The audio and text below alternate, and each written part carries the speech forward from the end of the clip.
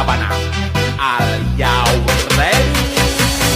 Kicau, kicau, kicau mania. Kicau, kicau, kicau mania. Kicau, kicau.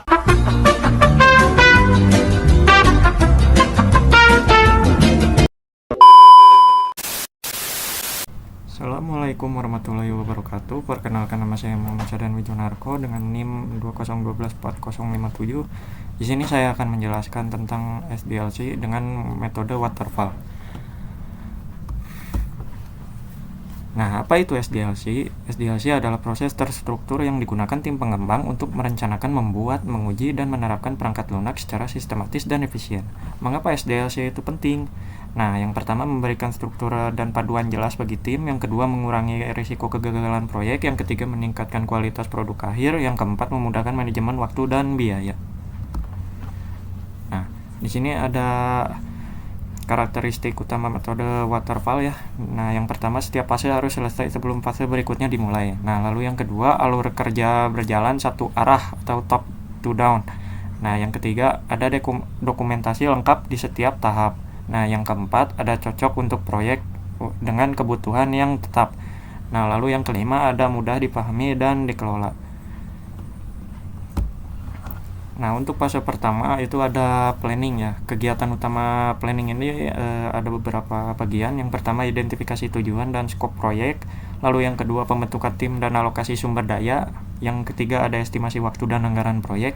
Yang keempat ada analisis resiko awalnya. Yang kelima ada pembuatan proyek charter atau dokumen proyeknya.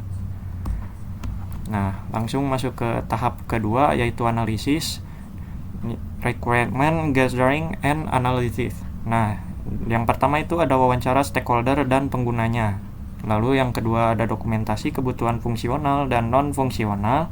Lalu yang ketiga ada analisis sistem yang berjalan saat ini. Yang keempat ada pembuatan SRS, Software Requirement Specification. Lalu yang kelima ada validasi kebutuhan sesuai dengan klien.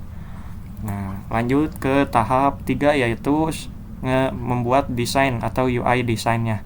Nah, yang pertama itu buat dulu desain arsitektur sistemnya, high level design. Lalu yang kedua buat desain database dan struktur datanya. Yang ketiga buat desain interface-nya, UI atau UX-nya. Lalu yang keempat ada desain modul dan komponen low level design. Nah, lalu yang kelima ada review dan persetujuan desain dari si kliennya. Lanjut ke fase 4. Nah, fase 4 ini merupakan implementasi codingnya ya. Jadi dimasukin ke codingnya. Nah, yang pertama di sini ada aktivitas fasenya. Yang pertama penulisan kode berdasarkan LLD dan HLD. Lalu yang kedua ada pembagian modul antar anggota tim.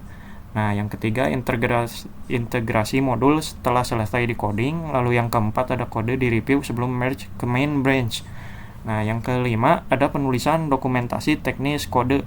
Yang keenam ada konfigurasi database dan deployment environment.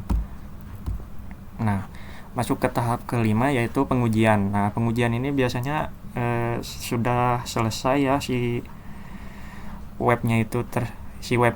Nah, yang pertama itu kita di testing komponen kecilnya terlebih dahulu, lalu lanjut ke uji interaksi antar modulnya. Nah, nanti kalau misalkan udah cakep modulnya, berarti udah sepakat langsung ke sistem testingnya. Nah, uji sistem testing ini mengecek keseluruhan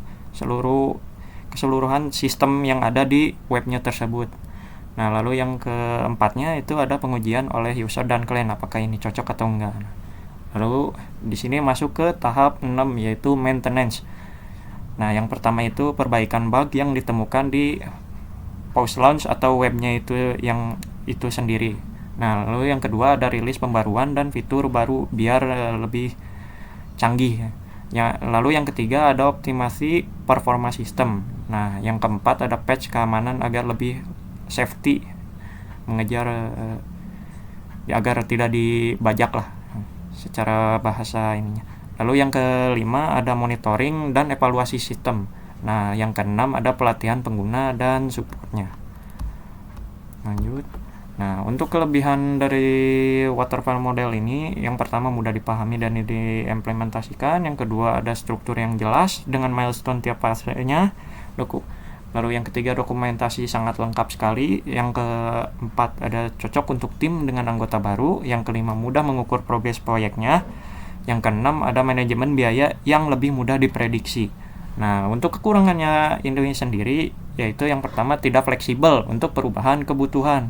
Nah, lalu yang kedua sulit kembali ke fase sebelumnya, jadi nggak bisa balik lagi ke fase sebelumnya, jadi harus ngulang dari awal lagi. Nah, lalu yang ketiga ada produk baru terlihat di akhir siklus.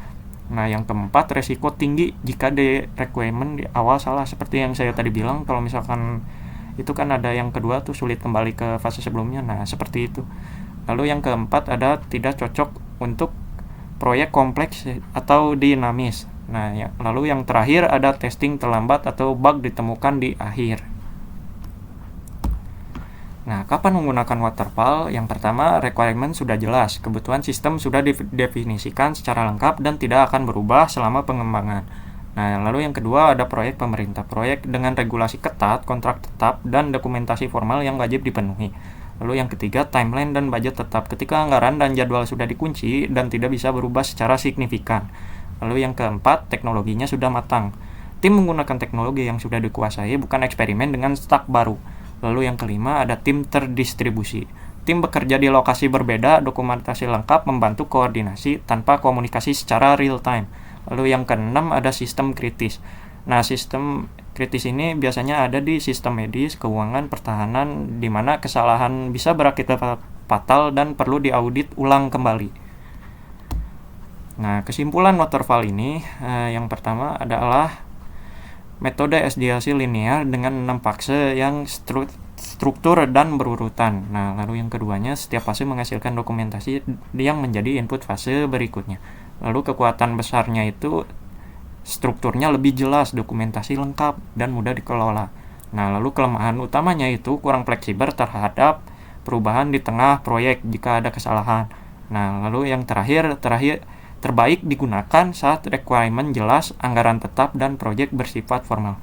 Itulah sekian dari saya. Wassalamualaikum warahmatullahi wabarakatuh. La Habana, al